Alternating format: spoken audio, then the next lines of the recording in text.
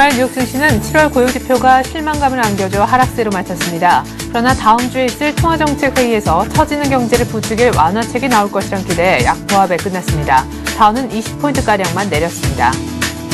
유럽도 미국의 고용지표가 예상보다 악화됐다는 소식에 일제히 떨어졌습니다. 특히 독일과 프랑스 증시의 경우 1% 이상 내렸습니다. 부진한 고용지표에 대한 실망감에 유가도 사흘 연속 하락했습니다. 9월 인도분 WTI는 배럴당 1.6% 하락해 $80 68센트로 마쳤습니다.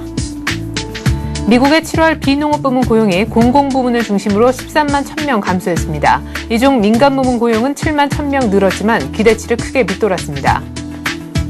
한편 미국의 7월 실업률은 전달과 동일한 9.5%를 기록해 3개월 만에 하락세를 멈췄습니다. 시장 전문가들이 예측했던 9.6%보다는 조금 나아진 수치입니다. 미국의 소비자 신용잔액은 5개월째 감소했습니다. 신용카드 빚 감소로 인해 6월 미국의 소비자 부채는 전달보다 13억 4천만 달러 줄었습니다.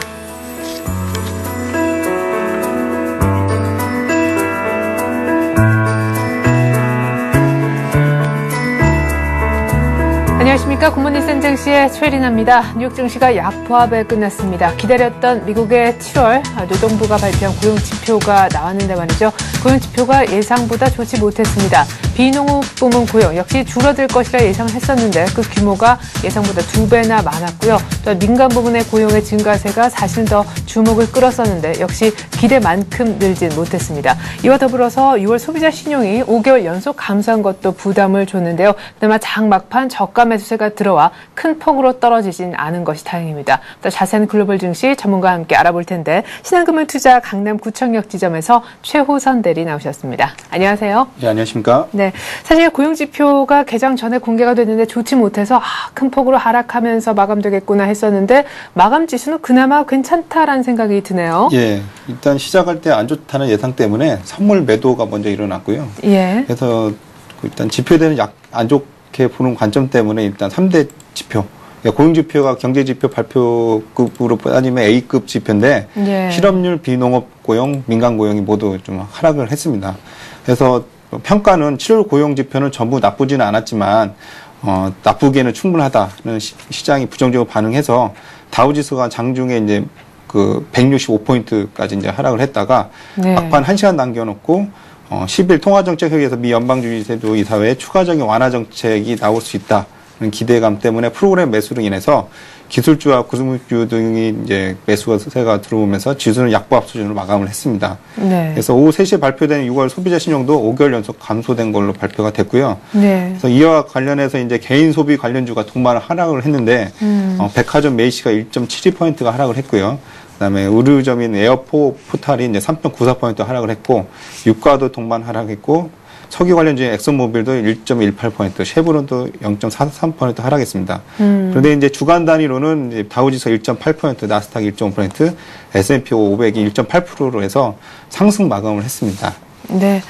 자, 막판에 저가 매수세가 들어오긴 했었지만 역시 문제는 고용지표였습니다. 이것 때문에 말씀해 주셨듯이 장중에 밑꼬리의 밑을 보니까 한 1,500선 초반까지 1.5%까지 다우가 밀렸었는데요. 그나마 쭉 끌어올려서 0.2% 정도만 하락해 1,650 위쪽에서 끝날 수가 있었습니다. 자, 안 좋았던 고용지표, 지금 FOMC의 추가 완화 정책 얘기에 어떤 단초가 되고 있는 그런 지표라고 할 수 있겠는데요.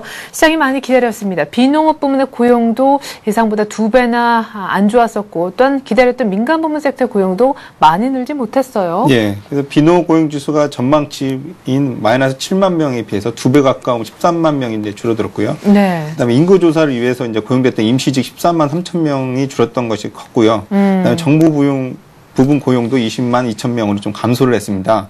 그리고 7월 고용도 예상이 이제 10만 명 늘어날 것으로 기대를 했는데 7만 2천 명이 늘어난 것으로 조사가 돼서 됐고요. 그다음에 6월 지표, 그러니까 6월 지표 잠정치도 이번에 나온 걸 보니까 비농업 고용이 12만 5천 명 감소해서 22만 1천 명 감소된 걸로 나왔고 민간 고용이 8.3만 명 플러스 된 걸로 증가해서 이제 3만 2천 명은 증가로 하향 수정됐습니다. 그래서 이제 6월, 7월 합산한 민간 고용 증가를 이제 최초 발표치와 예상치를 합산을 해보니까 네. 이게 이제 전체 수치의 60% 정도라고 해서 역시 기대보다는 안 좋았다.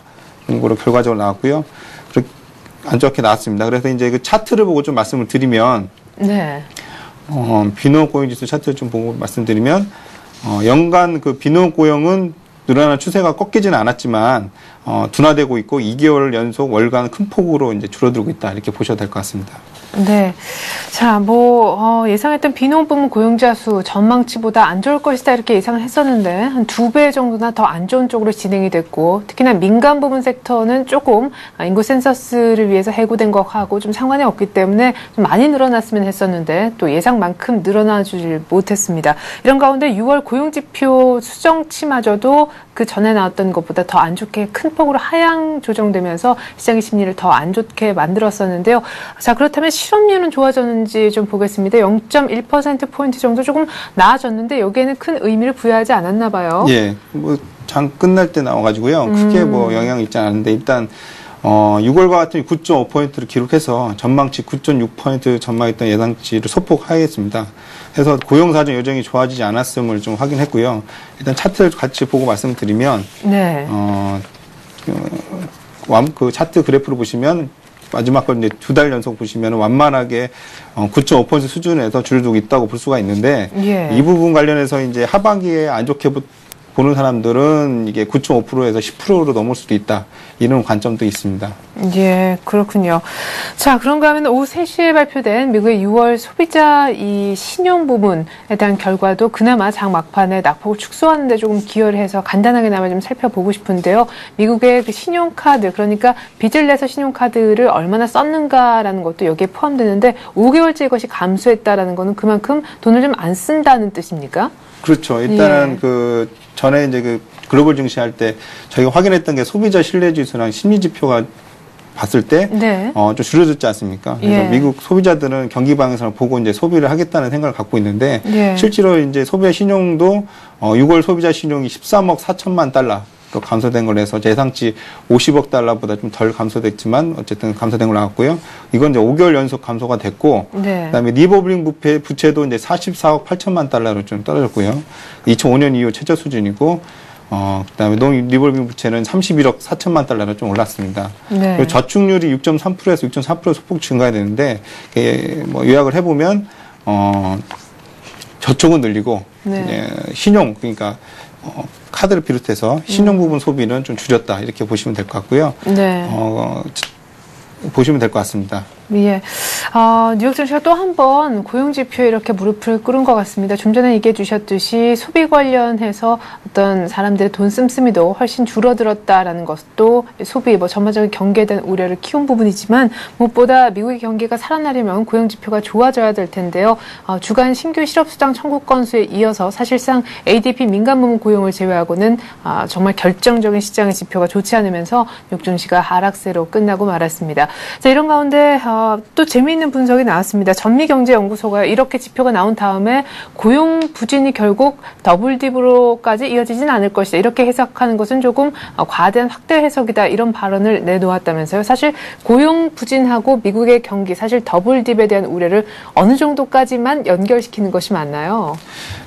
일단 미국 증시에 특히 이제 고용 지표에 금일을 주목을 했던 게 뭐냐면 미국의 소비가 이루어질 것이냐. 미국의 소비가 이루어져야지 이제 실질적인 안 좋고 있는 지금 유럽이라든지 그다음에 내수 확대하면서 다시 경기 내수 확대하면서 대무역 경상수지 흑자를 늘리려고 하는 중국의 입장에서 좀 좋은 변인데요. 그런 면에서 고용이 이제 안 좋다는 것은 일단은 개인의 구매력이 떨어졌기 때문에 경기 회복에 좀 둔화된다고 얘기를 했지만 예상보다는 안 좋게 나왔지만 그렇다고 과도하게 나쁘지 않았다. 이게 일반적인 이번 시장의 좀 의견이었던 것 같고요. 특히 민간 고용이 예상보다 늦진 않지만 그 정도라도 늘리는 것은 일단은 완만한 추세지 이게 급격한 더블 딥을 가는 추세의 근거는 아니다. 이런 관점에 일단 컨센서스 형성이 돼서 그 내용을 좀 앞서서 말씀을 드리면 장 마감이 이제 한 시간 남겨놓고 갑자기 올랐는데요. 이런 점들은 일단 강세장에 나오는 어떤 특성입니다. 왜냐하면 안 좋게 보게 되면 금요일날은 휴일이기 때문에 미리 팔고 월요일을 보고 시작을 하게 되는데 막판에 매수 들어온 점이 좀 강세장이거든요. 그래서 그런 점을 봤을 때는 일단 안 좋게 보지는 않고 있다. 이렇게 보셔야 될 것 같습니다. 네, 강세장의 특징이기도 하고요. 거기에 또한 재료라면 재료, 어떤 시장의 심리를 크게 움직인 것이 어떻게 보면 뭐 이 정도의 시나리오는 예상도 됐었습니다. 고용지표가 안 좋아도 너무 크게 실망 말자.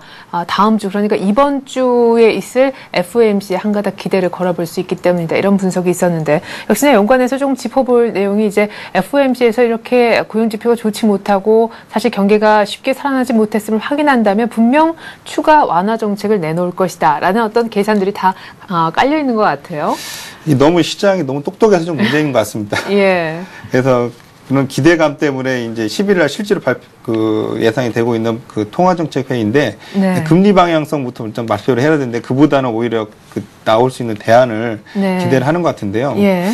그래서 이런 내용들이 왜 나오게 됐냐면 일단은 11월 중간 선거를 앞두고 있는 오바마 정부가 있고요. 네. 그다음에 추가 부양 정책에 대해서 이제 이번 고용 지표 때문에 고심을 하게 되게 됐는데 네. 그에 대한 조치로 예상이 되는 게 뭐냐면 이제 FOMC 선명무 문구 수정이 있고요. 네. 그다음에 은행들의 초과 진급 준비금에 지불하는 이자 감소를 둘 수가 있고요. 네. 시장이 기대하는 거는 이제 보유자산 변경입니다. 그러니까 만기도래 채권을 통해 발생하는 현금을 통해 채권을 매입하는 건데 네. 골드만삭스는 이제 그 세 번째 보유자산 변경을 완화 정책의 시작이라고 일단 보고 있습니다. 네. 그래서 이걸 좀 해석을 해보면 현 시점에서 이제 그 주식 투자의 경기 회복세 둔화를 이제 인정한다는 점에서 네. 정책이 만약에 나오게 된다고 하게 되면 호재가 될 수는 없다고 볼 수 있습니다. 하지만 이제 주식시장의 6개월 이제 경기 선행적인 특성을 감안한 현 지수가 이제 지표 부진에도 불구하고 상승했다는 점에서 이제 시장에 기대하고 있는 통화 완화 정책이 지수 하락의 안전판 역할을 할 것으로 기대가 되고 그 다음에 하반기에 안 좋았던 소비 지표들이 살아나게 된다고 하게 되면 이제 하반기 후반 시장은 이렇게 완화 정책이라는 게 돈을 푼다는 얘기지 않습니까? 네. 그래서 유동성 랠리도 기대해 볼 수 있다. 이런 기대감 때문에 이제 막판 1시간 동안 올랐다고 보셔도 될 것 같습니다. 네. 사실 근데 연준 내부에서도 고민이 좀 될 것 같습니다. 지난해 그리고 쭉 올해 한 3월 초, 그러니까 초까지 금융위기 동안에 풀어놨던 돈들을 많이 좀 유동성을 회수하는 작업을 3월 달부터 조심스럽게 시작을 했었죠. 그 전에 한 1조 7천억 달러 정도 MBS라든가 국채 등을 매입을 해왔었는데 말이죠. 하지만 이 정도의 이런 분위기 속에서 더 이상 돈을 걷어들이는 것은 좀 뭐하지 않느냐. 하지만 또 푸는 것에 대해서도 우려하는 목소리들이 적지 않습니다. 어쨌거나 유동성이 조금 늘어날 것이다라는 것에 대한 기대감이 있다고 얘기하셨는데요. 각국을 떠나서 이제 우리나라에 대한 영향도 조금은 짚어봐야 되지 않나 싶어요. 그렇다면 뭐 단도직입적으로 외국인들이 조금 더 사줄 가능성이 있다는 얘기로도 들리네요. 네, 그렇죠. 그래서 제가 이제 환율 관련해서 이제 말씀을 드리려고 좀 준비를 해봤는데요. 네. 최근에 이제 그 미국의 국채와 주식 가격이 좀 강세입니다. 그래서 주식이 다우지수가 1,500인데 왜 강세냐 이렇게 말씀하실 수 있는데 예. 최근 차트를 보게 되면은 이제 만선이 깨지고 나서 45도 각도로 올라왔거든요. 1,500까지. 그런데 지표 관련해서 안 좋은 건 다 알고 있었고 실제로 이제 고용 지표까지 안 좋았습니다. 근데 그런 와중에 이제 그 유안화가 아니라 유로화나 엔화는 예. 사상 최고치를 하고 있습니다. 예. 그리고 금가 보면 다시 1200 달러 회복하고 있는데, 네. 그러니까 이런 상황이 왜 이렇게 일어나냐면 달러에 대해서 부정적이긴 하지만 실제로 안전자산은 달러밖에 없다는 게 있고 실제로 달러 가치는 그렇다고 올라가지는 않고 대안으로 이제 그 현물 자산인 채권이나 주식에 몰린다는 얘기거든요. 네. 그의 이제 기조적인 거는 이제 중국 그 2조 5천억 달러를 갖고 있는 이제 중국 정부가 그 자산 리밸런싱을 하면서 미국 채권을 좀 팔았다는 의견들이 있는데 그러면서 이제 경기 회복세의 어떤 경상수지 흑자를 누리기 위해서 유로화나 엔화가 좀 다운돼야지 이 나라들이 좀 좋아지는데 이 나라들은 네. 좀 죽을 맛이거든요. 네, 유럽하고 일본은요. 네, 그렇죠. 예. 근데 그 와중에 이제 우리나라는 수혜를 받는 점이 뭐냐면 우리나라 이제 그 7월달 무역 수출 동향을 좀 보게 되면 그 유럽이 한 40%가 넘고요. 네. 미국과 일본이 이제 20%가 좀 미국에 수출하는 부분이 20%가 넘습니다. 네. 그러니까 결과적으로는 엔화 강세와 유로화 강세가 한국 시장에는 한국 수출 기업들은 좋다는 얘기고요. 네. 그런 유동성 좋다는 내용은 그런 유동성이 한국 시장에 투자하기 좋기 때문에 네. 이번 주에 오히려 좀 1,800도 돌파할 가능성이 있다. 이런 내용도 이런 국제적인 환경 때문에 좀 예측할 수 있다는 점이 있습니다. 예. 자, 그런데 만약에 FOMC에서 또 이렇게 시장이 너무 먼저 똑똑해 버렸기 때문에 FOMC에서 기대했던 만큼의 내용이 안 나와주면은 실망 매물이 나올 가능성도 열어둬야 되는 겁니까? 그렇죠. 뭐 일단은 실망 매물을 기대해 볼 수 있는데 네. 다우 지수와 우리나라 지수는 좀 다르게 갈 수 있다. 디커플링이 좀 일어날 수 있다고 감안하시면 될 것 같습니다. 예, 알겠습니다. 자, 그렇다면 이제 유럽 쪽은 어떻게 마감됐는지 유럽 쪽 분위기도 좀 살펴보러 갈 텐데요. 오히려 장 중에 나름대로 그리고 장 막판에 쑥 올라왔었던 뉴욕과는 달리 더 크게 낙폭이 있고 그냥 끝이 나버렸다. 이런 생각이 드네요. 예, 일단 고용 지표 안 좋게 나와가지고요. 네. 일단 영국 지수 같은 경우는 플러스로 시작을 했는데, 특히 제조업 생산이 이제 전월비 0.3% 증가한 2개월 연속 증가세가 이어서 상세로 이어졌지만 어쨌든 미국 고용 지표 부진으로 인해서 좀 안 좋았고요. 독일 지수랑 프랑스 지수도 좀 약세 마감을 했습니다. 그래서 종목별로 보게 되면은 이제 은행그룹인 덱시아가 실적 악재로 4.7% 하락을 했고요. 그다음에 영국 석유회사 BP가 이제 원유 유출 108일 만에 원유 유출을 영구적 차단을 위해서 이제 유정의 시멘트를 주입했다는 소식으로 0.5% 상승을 했습니다. 네. 자, 이렇게 유럽 쪽 마감도 한번 살펴봤습니다. 유가는 어떻게 끝났나 최근 들어서 정말 고공 행진을 펼쳤는데 말이죠. 아무래도 지표가 좋지 못해서 좀 하락했을 것 같아요. 예. 그래서 유가는 1.57% 좀 하락했고요. 그다음에 이제 금 가격은 온수 0.85% 올라는 1,205.2달러로 끝났고요. 달러 인덱스는 이제 아까 말씀드린 내용대로 0.4% 하락해서 80.4달러로 이제 마감을 했습니다. 네. 자, 미국의 기다렸던 지표인 7월 고용지표 발표까지 일단 나온 상황에서 이번 주에는 그다지 지난주에 비해서는 지표 발표가 많지 않다는 그런 얘기들이 많더라고요. 더불어서 기업들의 실적 발표도 완전히 끝난 것은 아닌데 그래도 이번 주에 나올 지표와 기업들의 실적 발표 스케줄을 한번 챙겨보죠. 그래서 이번 주는 이제 말씀드렸다시피 이제 FOMC 정책 결정이 이제 초미의 관심인데요. 네. 일단 완화 정도에 따라서 이제 미국 시장과 이제 글로벌 시장 방향성이 좀 결정될 것 같습니다. 네, 금리 자체는 움직이지 않겠죠. 일단 첫 번째 예상인 문구 수정에 대해서 일단은 기존의 방향 그대로 가는 걸로 보고 있고요. 네. 그래서 10일 날 발표하고 예정이 되고 있는데 이제 금리 결정과 정책 결정 앞에 말씀드린 내용이 좀 아주 주목을 해봐야 할 것 같고 그에 주목할 거는 이제 금요일 13일에 발표되는 7월 소매 판매 지표입니다. 예상치는 이제 0.4%로 예상이 되고 있는데 이정치는 마이너스 1.1%입니다.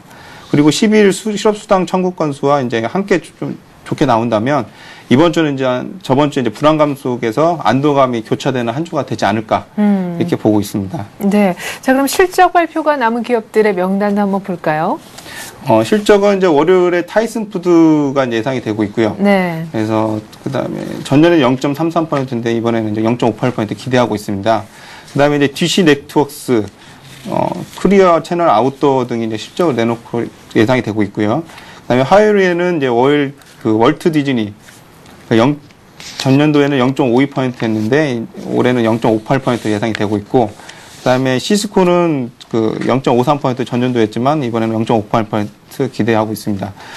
그리고 목요일에는 에스티노더, 세라리, 어반 아웃피터스, 노스트롬, JP 페니 등이 발표를 할 예정입니다. 네.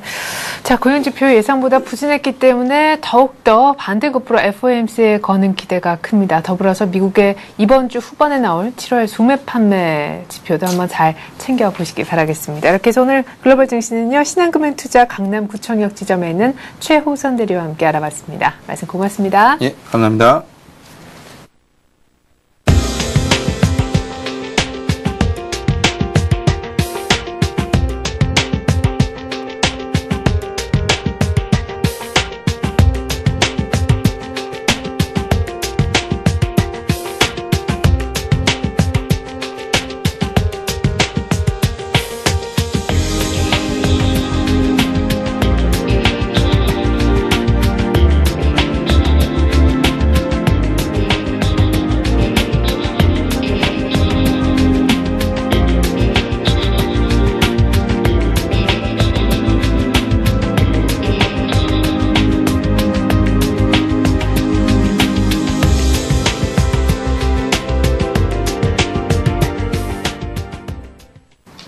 네, 이렇게 주말 뉴욕 증시는 고용 지표에 실망했지만 FOMC에 오히려 거는 기대가 커지면서 약보합 정도로 아주 좋게 괜찮게 생각보다는 마무리가 되는 모습이었습니다. 우리 증시는 지난주 금요일까지도 숨고르기가 계속해서 진행이 됐는데요. 이제는 고용 지표 나왔으니까 방향성을 조금 오늘 초반부터 보여줄까요? 오늘 우리장 그리고 이번 주 우리장 전망해보는 시간 갖겠습니다. 신한금융투자 영등포 지점에서 조재석 부장 나오셨습니다. 안녕하세요. 네, 안녕하십니까? 네, 자 미국의 고용 지표 역시 거는 기대도 역시 우려와 함께 적지 않았었는데 일단은 안 좋은 지표가 나왔습니다. 기대했던 민간 부문도 고작 7만 명 정도 고용이 증가하는데 그쳤는데요. FOMC의 거는 기대가 커서 장 막판 저가 매수세가 꽤 많이 들어왔다는 점, 이 점이 오늘 우리 증시의 어떤 외국인 수급에 굉장히 긍정적인 부분을 만들어주지 않을까요? 예. 지난주에 이제 미국에서 고용 지표가 좀 안 좋게 발표가 됐습니다. 그래서 예상보다는 좀 안 좋게 나왔다 이렇게 했지만, 네. 실제로 따져보면 또 제조업에서는 일자리가 좀 늘었습니다. 네. 제조업에서 그 일자리가 늘었기 때문에 그 미국 시장에서도 좀 긍정적으로 해석을 했다고 볼 수가 있겠고요.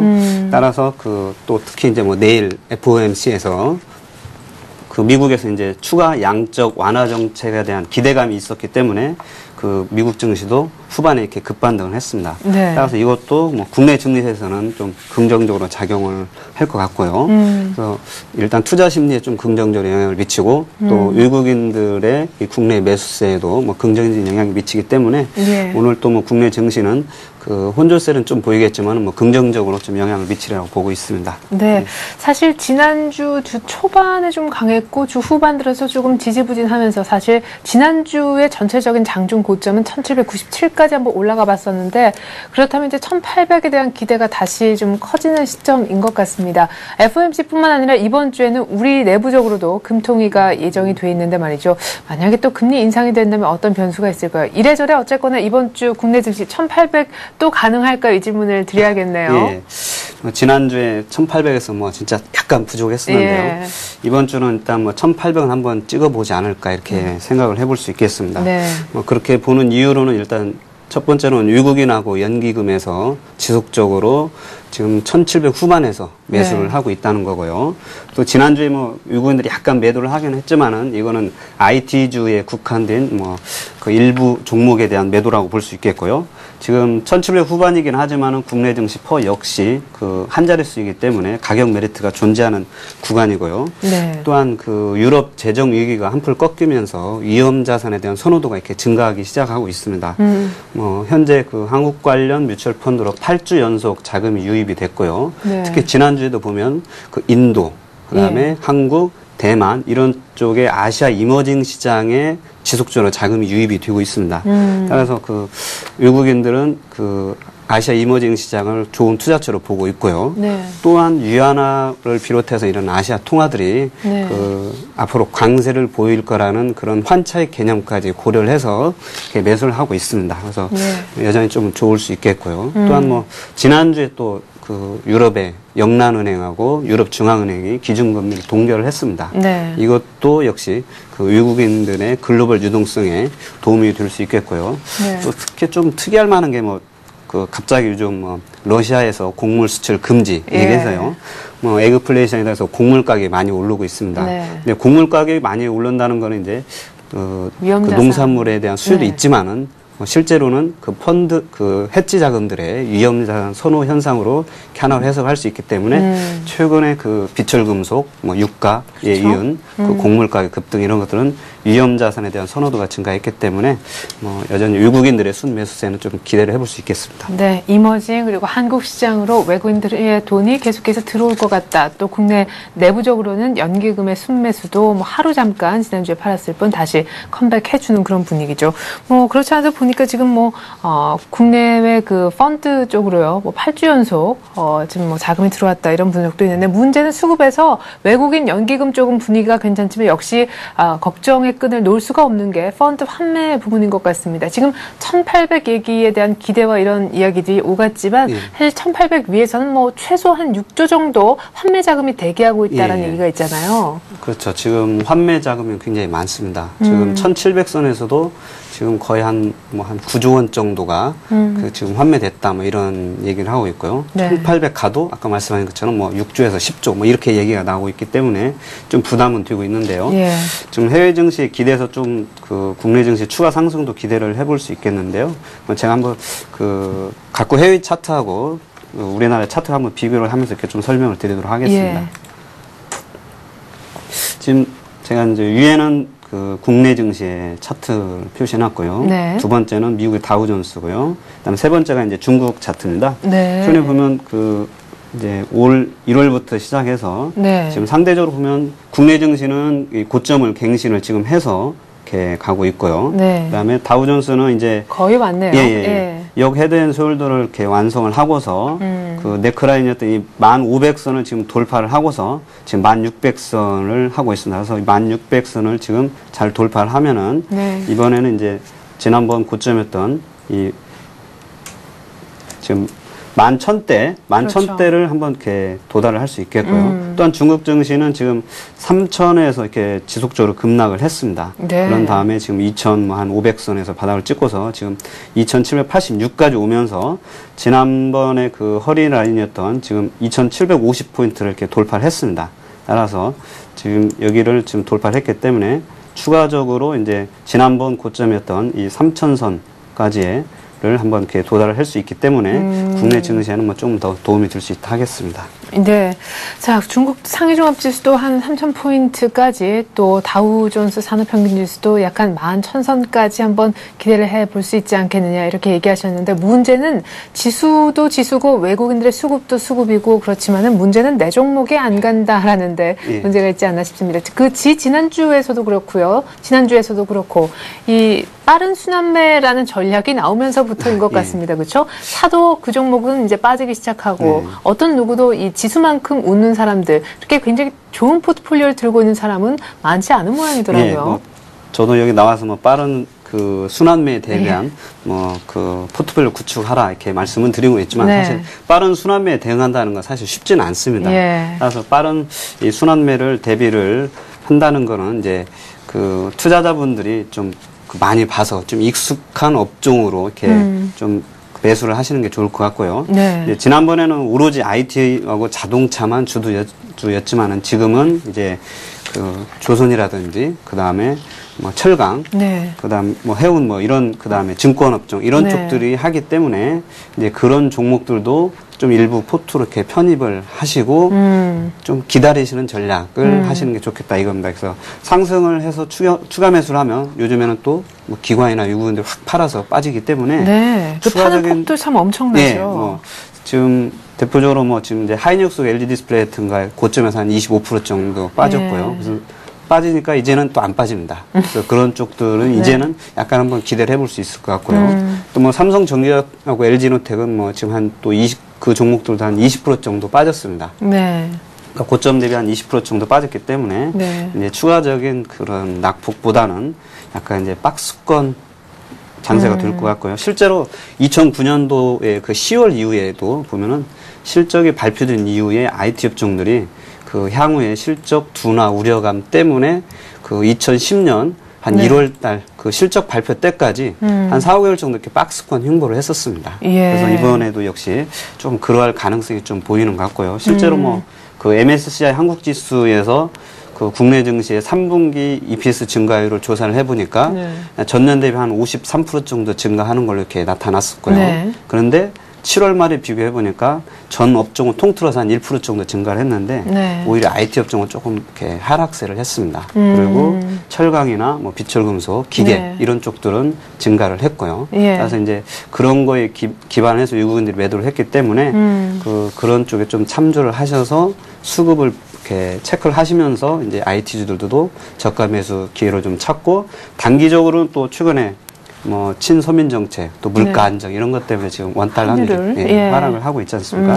그럼 뭐 그냥 통상적으로 원달러 환율이 하락하면 뭐 수출주들한테 조금 안 좋기 예. 때문에 단기적으로는 그런 이제 IT 자동차주들 수출주들을 약간 피하시고 그 사이에 그 갭매우기성으로 이런 금융주하고 네. 뭐 철강주, 조선주 이런 쪽들을 조금 매수를 하시고 이제 다시 3, 4분기 실적 시즌에 임박해서는 그런 IT 자동차주들도 뭐 여전히 그런 쪽이 꺾인 건 아니기 때문에 네. 매수 시점을 이렇게 포착을 하시는 것도 좋을 것 같습니다. 네. 상승 탄력이, 그러니까 상승 추세가 완전히 꺾인 것은 아니지만 시장 대비 수익률이 완전히 현저히 안 좋아지면서 뭐 최근 들어서는 지지부진을 넘어서 동반 급락하고 있는 것이 바로 IT주 쪽의 얘기인 것 같습니다. 이제 하지만 금요일날 이미 반등을 꽤 보인 종목들도 있었기 때문에 어느 정도 바닥이지 않겠느냐, 저가 매수 얘기도 하셨습니다. 하지만 시장이 발빠르게 순환매가 이루어지고 있어서 포트폴리오상의 IT 자동차 외에 여러 가지 뭐 조선, 철강, 화학, 증권 이런 업종들을 뭐 하나 두 개 좀 편입해놓고 기다리자 이렇게 얘기를 하셨는데요.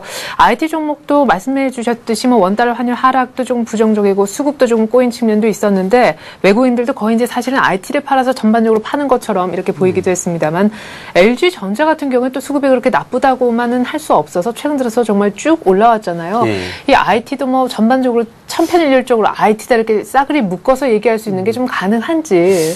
그러니까 지금 IT주를 뭐 전반적으로 이렇게 묶어서라기보다는요. 네. 최근에 보면 가격 메리트인 것 같습니다. 그러니까 LG전자 같은 경우는 같은 IT라 하더라도 이미 주가가 많이 빠지면서 올라오기. 예. 지수가 1,800선 다가왔지만은 가격은 보면 뭐 1,400~500포인트 가격밖에 안 되고 있고요. 네. 그래서 가격 메리트인 거 그런 것 같고요.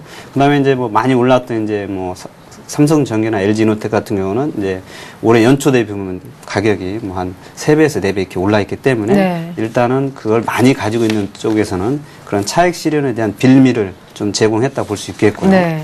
또 이제 하이닉스나 LG 디스플레이는 지금 3분기는 뭐 안 좋다고 하지만 네. 주가는 이미 뭐 25% 빠져 있기 때문에 실제로는 이렇게 이제 많이 빠지지 않을 것 같고요. 네. 그래서 이제 단기적으로 보면은 또 FOMC에서 만약 추가 부양책에 대한 하면은 글로벌 유동성이 또 기대가 되기 때문에 네. 많이 빠졌던 코스닥이나 이런 종목들도 LG 디스플레이고 만약 하이닉스가 네. 반등을 하면은 이제 부품주들이 가장 많기 때문에 또 단기적으로 오히려 이렇게 안 좋다고 할 때 또 이렇게 의외로 또, 또 올라올 수도 있기 때문에 뭐 그쪽 완전히 아니다 이런 것보다는 이렇게 약간 중립적인 시각으로 놓고서 이렇게 저가 매수 기회를 한번 찾아보시는 게 좋을 것 같습니다. 네. 자, 그러면은 오늘은 IT 자동차 중에서 지금 많이 빠진 가격 메리트가 가장 큰 종목의 얘기를 좀 해볼까요? 그렇지 않으면은 화학, 철강, 조선, 금융 이쪽 얘기를 좀 해볼까요? 포트폴리오에 추가적으로 편입할 종목들. 예. 오늘은 뭐 이제 조선주도 이제 제가 자주 말씀드렸지만은 네. 이제 사실은 현대중공업하고 현대미프만 좀 같고요. 예. 지금 대우조선이나 뭐 삼성중공업 뭐 이런 종목들은 뭐 거의 오른 게 없습니다. 네. 지금 대우조선해양은 수주도 꽤 했는데요. 예. 그래서 오늘은 대우조선해양을 좀 들고 왔는데요. 예. 지금 보면 가격이 21,100원인데요. 가격이 21,100원이면은 이제 올해 연초에 시작했던 가격입니다. 그러니까 연초에 지수 시작해서 네. 뭐 그전 가격에 머물러 있고요. 수주는 이제 지난주에 보면은 뭐 잘 아시겠지만 이제 LNG선하고 해양 플랜트의 강점을 가지고 있는 회사고요. 네. 그다음에 지난 1일에는 또 해양 설비 원유 저장 생산 설비를 한 2조 5천억 하고 그다음에 미국에서 해상 플랜트까지 해서 약 한 3조 5천억의 수주 실적을 발표를 했습니다. 그래서 상반기까지 보면은 이 신규 수주가 총 51척으로 한 73억 달러 규모를 수주를 했습니다. 그래서 네. 올해 100억 달러를 예상치를 했었는데요. 그래서 올해의 경영 실적으로 보면은 목표치를 채우리라고 이렇게 보고 있고요. 네. 또 이제 최근에 해운 시장이 약간 좋아지면서 세계 1위 해운사인 머스크사가 이 컨테이너선 선박을 발주를 하겠다 이런 얘기가 좀 나오고 있습니다. 네. 따라서 이렇게 되면은 뭐 국내 빅3인 현대중공업, 삼성전자, 대우조선해양이 조금 단기적으로 조금 모멘텀이 좀 들 수가 있을 것 같고요. 네. 또한 2분기에 이제 순이익을 한 1,955억 정도 발표를 해서 전년 대비 한 13% 증가를 기록했고요. 가장 이제 투자의 지표는 이제 최근에 아까 말씀드린 업종별 순환매로 네. 할 수 있겠고요. 외국인들이 지난 한 달간 한 180만 주 정도 매수를 했고요. 네. 연기금은 한 160만 주 정도 매수를 했는데요. 가격이 지금 21,100원이기 때문에 여기 보시면은 한 달간 평균적으로 가격이 19,000원대 후반에서 놀았기 때문에 네. 19,900원, 800원에서 외국인 기관들 매수를 했습니다. 그래서 손절가는 2만 원으로 두고 매매를 하시고요. 네. 그다음에 목표가는 일단은 지난번 고점이었던 23,500원 정도를 목표가로 두시고 네. 매수가는 뭐 지금 현재 21,100원에서 뭐 21,000원 선 정도에서 매수를 하시면 될 것 같습니다. 네, 이렇게 해서 오늘은요 업종별 순환매 염두에 두고 조선주 가운데서 현대미포주선, 현대중공업만큼 가지 못한 삼성중공업과 대우조선해양, 그중에서 대우조선해양 얘기를 자세하게 들어봤습니다. 오늘의 센 전략은요 신한금융투자 영등포 지점 조재석 부장께서 세워주셨습니다. 말씀 고맙습니다. 네, 감사합니다.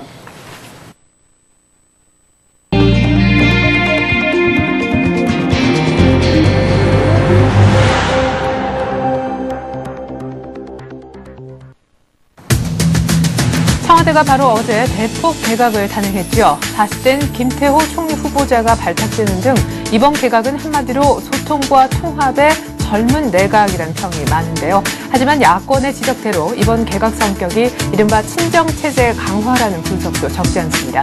이번 88 개각의 배경과 의미를 자세히 짚어보죠. 최근에 4대강 사업을 둘러싸고 여야 간의 대립이 첨예한 가운데 정부가 오는 10월 초에 4대강 국제 포럼을 엽니다. 특히 이번 포럼엔 이 대통령이 기조연설자로 나서 4대강 살리기 사업에 대한 필요성과 비전을 발표하는 방안이 추진되고 있습니다. 동종업종은 우회 상장 심사를 받지 않고도 우회 상장할 수 있는 길이 열립니다. 그러나 사치, 향락 등 건전성을 저해하는 업종은 우회 상장이 불가능해질 전망인데요. 코스닥 우회 상장 관련 규정 개선안 자세하게 살펴보겠습니다. 하이닉스 반도체가 20나노급 낸드 플래시 제품을 양산하며 급성장하고 있는 낸드 플래시 시장에서의 경쟁력 강화에 나섰습니다. 하이닉스는 이 제품을 성공적으로 양산함으로써 업계 최고 수준의 기술력과 원가 경쟁력을 동시에 확보하게 됐다는군요. 이번 주 시장의 최대 관심사 12일로 예정된 8월 금통이겠죠. 지난달 전격적으로 기준금리를 0.25%포인트 인상한 이후 이번 달에 어떤 결정을 내릴지 관심인데요. 동결 관측이 일단 우세합니다. 이 밖에 이번 주 국내 주요 일정 미리 챙겨보겠습니다. 이 같은 내용 바탕으로 해서 이슈는 서현지신문 산업부에 있는 이종배 기자와 함께하겠습니다. 이 기자 안녕하세요. 예, 안녕하십니까. 네, 첫 소식은 아무래도 지난 일요일에 있었던 88 개각을 얘기를 좀 해야 될 것 같습니다. 개각 내용을 시청자 여러분들이 너무도 잘 아실 것 같고요. 개각의 특징을 좀 살펴봤으면 좋겠네요. 예, 그렇습니다. 아마 지적하신 대로 시청자 여러분들도 그 주말 뉴스를 통해서 네. 그 소식은 접하셨을 때요. 이제 사실 이명박 대통령이 88 개각을 통해서 장관급 9명을 교체하지 않았습니까? 네. 그러니까 지방선거 참패 이후 개각은 어느 정도 예상되어 왔는데요. 그 폭이 중폭이냐 소폭이냐를 놓고 계속 설왕설래 했는데요. 네. 결국 이명박 대통령이 내놓은 카드는 중폭과 소폭 단위 대폭 네. 이런 카드를 꺼냈습니다. 여러 가지 면을 봤을 때 대폭 카드를 꺼낸 것은 분위기 쇄신이라든지 인적 쇄신, 네. 쇄신의 의미가 좀 강하게 좀 담겨 있는 것 같고요. 네. 또 이번 88 개각은 다른 개각과 틀리죠. 몇 가지 좀 특징으로 나눠볼 수 있을 것 같은데요. 첫 특징으로는 40대 총리의 탄생을 들 수 있을 것 같습니다. 네. 총리 후보자로 내정된 김태호 전 지사의 경우는요, 올해 48세입니다. 그러니까 딱 40대 총리가 되는데요. 사실 40대 총리는 1971년 당시 45세였던 김종필 저 자유민주연합 총재가 11대 총리로 임명된 뒤 39년 만에 네. 탄생하게 됐고요. 두 번째 특징으로는 MB 정권 2인자의 복귀를 들 수 있을 것 같습니다.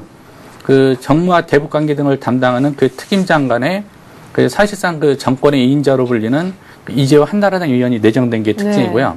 네. 세 번째는 이제 공신들의 부상인데요.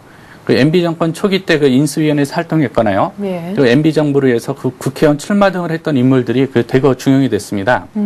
교육과학기술부 장관에 기용된 이주호 교과부 차관이 대표적인 예고요. 네. 또 지식경제부 장관에 임명된 이재훈 전 지경부 차관, 또 국세청장에 임명된 이현동 국세청 차장 등이 대표적인 인물들이고요. 네. 네 번째로는 현 경제팀하고요. 또 국토해양부 장관, 그리고 외교안보팀이 그대로 유임됐다는 거거든요. 네, 맞습니다. 예, 그렇죠. 예. 경제팀에는 윤중현 기획재정부 장관, 진동수 금융위원장이 그대로 유임이 됐고요. 예. 또 관심을 모아온 정종환 국토해양부 장관도 유임되지 않았습니까? 예. 그래서 이는 친서민 정책 기조를 그대로 유지하겠다는 의도고요. 네. 또 4대강 사업에 대해서는 절대로 양보하지 않겠다. 네. 이런 의지가 엿보이고 있습니다. 또 외교안보팀의 유입은 사실 외교안보팀 같은 경우는 교체가 전망이 됐었는데요. 예. 외교안보팀의 유입은 천안함 이후 진행되고 있는 대북 정책 기조를 계속 가져가겠다. 예. 이런 의도를 해석할 수 있을 것 같습니다. 네, 지금 뭐 외신에서도 한국의 개각을 놓고 세대 교체 그리고 정권 기반 강화다 이렇게 분석을 하고 있는데요. 그렇죠. 우리 정치권 내부적으로 보면은 일단 여권에서 한나라당은 소통과 화합의 개각이었다 이렇게 뭐 아주 긍정적으로 평가를 내놓는 반면에 야권에서는 그야말로 노골적인 어떤 친위 개각이었다 이렇게 아주 혹평을 내놓고 있습니다. 앞으로 이제 분명 인사청문회도 그렇죠. 예. 예고가 돼 있는데 격돌이 예상이 됩니다. 예, 그렇습니다. 지적하신 대로 그 여야 간 반응이 좀 많이 엇갈렸는데요. 예. 인사청문회 뭐 9월 정기국회전에 열릴 예정인데 네. 상당히 좀 논란이 예상되고 있습니다. 일단은 이번 88 개각을 놓고 그 여권은 환영 일색인데요. 사실 여권 입장에서는 정치권 인사가 많이 기용이 되지 않았습니까? 예. 그렇다 보니까 뭐 여러 가지 환영 의사를 밝히고 있고요. 하지만 야당은 그제 뭐 친정체제 구축을 위한 최악의 개각이다 이런 논평을 내놨고요. 네. 그 야당 입장에서는 그 MB 정부가 그 소통을 강조하고 있지만 뭐 친이들을 끌어들여서 그 소통과는 무관한 그 자기만의 내각을 만들었다. 네. 이런 비판을 내놓고 있는데요. 그 이에 따라 앞으로 그 인사청문회 등에서 그 88 개각을 놓고요. 그 여야 간 치열한 격돌이 좀 예상되고 있습니다. 네. 자, 7개 부처를 포함해서 장관급 9명이 대폭 교체가 된 청와대 개각 얘기를 해보았는데요. 좀 전에 이제 국토해양부의 정종원 장관이 그대로 유임된 것은 정부의 4대강 사업에 대한 어떤 천명 의지를 나타낸 것이다. 이렇게 얘기를 하셨는데 이와 관련해서 정부가 오는 10월 초에 4대강 국제 포럼을 개최를 생각을 하고 있다면서요. 예, 그렇습니다. 뭐 진짜 4대강 사업을 계속 놓고 여야 간 대립이 되고 있고요. 이런데 뭐 국토해양부 장관도 유입이 되면서 뭐 이런 이면에는 이런 그 4대강 포럼 등 이런 정치적인 행위가 있지 않나 싶은데요. 네. 그 기획재정부 국토해양부 등 그 정부에 따르면요. 오는 10월 7일부터 8일까지요. 그 이틀간 그 서울 코엑스에서 그 4대강 살리기 사업을 그 전 세계에 알리기 위해서요. 그 4대강 국제 포럼을 개최한다는 계획입니다. 특히 이번 포럼에서는 그 이명박 대통령이 기조 연설자로 나서서요. 네. 그 4대강 사업에 대한 당위성들을 집중적으로 설명할 예정인데요. 네. 아울러 뭐 참석자들을 대상으로 뭐 공사 현장을 둘러보는 그 답사 여행도 그 계획이 잡혀 있다고 합니다. 네. 한번 1년의 그 MB 정부의 그 프로세스를 보면요. 참 4대강 의지는 좀 단한 것 같거든요. 예, 그렇죠.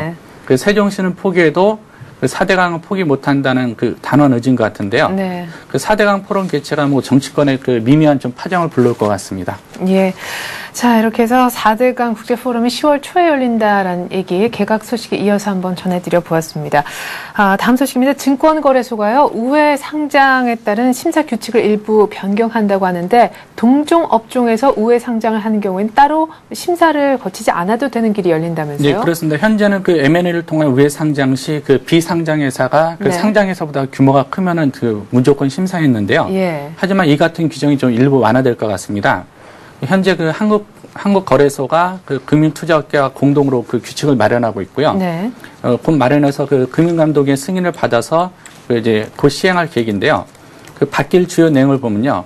그 우회 상장 심사 적용 시 그 동종업계이거나 그 상장 효과가 없을 때는 심사를 적용하지 않기로 했는데요. 예를 들어서 뭐 동종업체 M&A를 통한 우회 상장에는 아예 심사를 하지 않겠다는 겁니다.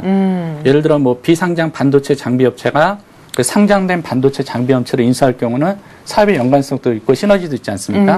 이런 것에 대해서는 심사를 하지 않겠다는 거고요. 네. 또 두 번째로 눈여겨볼 게 그 사치, 향약 등 이제 건전성을 저하는 업종이 있었는데요. 네. 이런 업종은 이제 우회 상장이 불가능해지게 되는데요. 네. 현재는 그 자본 잠식이 되지 않거나 뭐 감사 의견의 적정만 반영되면은 그 대부업체, 사치, 향락업체 등도 우회 상장을 막을 방법이 없었거든요. 네. 하지만 바뀌는 규정에서는 우회 상장 심사 과정에서 상장을 제재할 수 있는 그 네. 방안이 들어가게 됩니다. 그러니까 예. 여러 가지 이제 바뀐 방안이 시행이 되면요. 그 우회 상장에서 한편으로는 촉진이 되고 한편으로는 좀 어려울 것 같습니다. 네.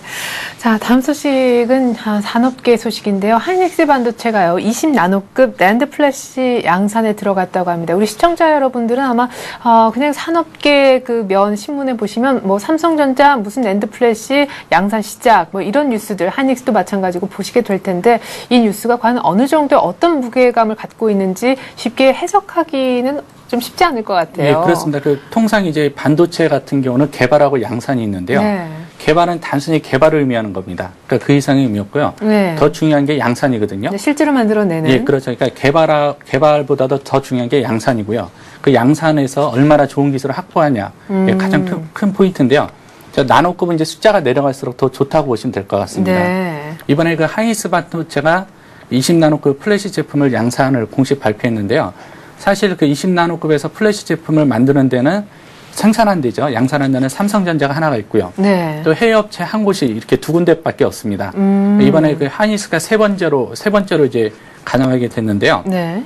현재 우리나라 반도체는 뭐 디램과 낸드로 좀 나눠볼 수 있는데요. 그 디램에서는 뭐 삼성전자, 하이닉스가 뭐 절대 강자지 않습니까? 네. 하지만 그 낸드에서는 그 삼성전자, 일본 도시바, 하이닉스도 이렇게 상강 체제가 구축이 돼 있거든요. 네. 그중 하이닉스가 3위인가요? 예, 그 정도 됩니다. 그 일본 도시바가 워낙 낸드 쪽에서 그 독보적인 기술력을 갖고 있기 때문에요. 네. 그 낸드에서는 글로벌 2위를 차지하고 있는데요. 그 하이닉스의 이번 그 낸드 어떤 시장 20나노급 양산은요. 그 낸드에서도 뭐 삼성과 더불어서 그 이강 체제를 확고히 구축하겠다. 이런 의도로 해석하면 될 것 같습니다. 네, 그렇군요.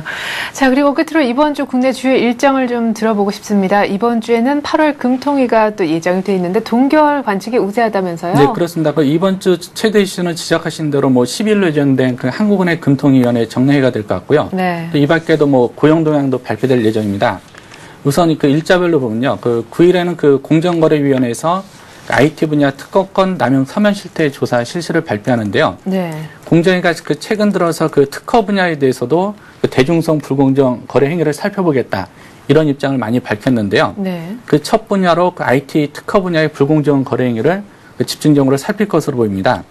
또 9일에는 그 한국은행에서 그 7월 생산자 물가 동향을 내놓는데요.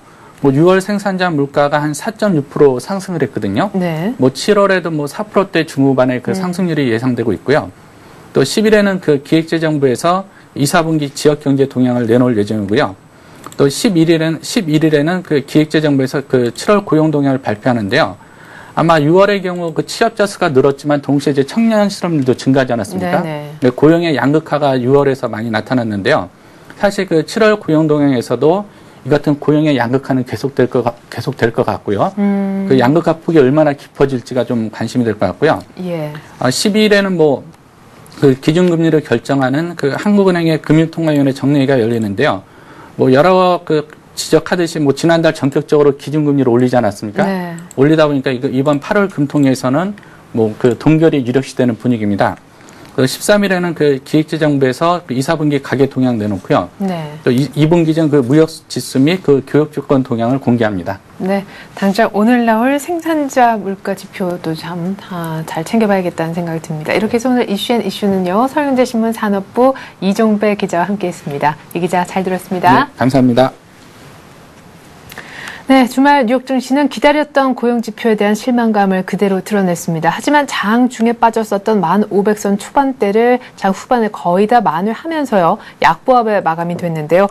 개장 전에 고용 지표가 나오면서 장중 꾸준하게 1% 이상 1.5%까지 다우가 낙폭을 키웠지만 장 막판 1시간여 정도 남겨두고 저가 매수세가 강하게 들어온 것은 역시 안 좋았던 고용 지표만큼이나 이번 주에 있을 FOMC 회의에서 추가 완화책이 나올 것이다라는 기대감이 불거졌기 때문입니다. 다우는 고작 0.2% 20포인트 남짓만 빠지면서 1653포인트에 끝났고요. S&P 500과 나스닥도 각각 4포인트 정도씩밖에 밀리지 않았습니다. FOMC에 대한 기대감이 벌써부터 불거져 나오고 있는 시점. 외국인들은 고용지표 부진에도 오늘 우리 증시를 사줄까요? 더 자세한 우리 장 소식은 출발 센 증시를 통해서 들려드리겠습니다.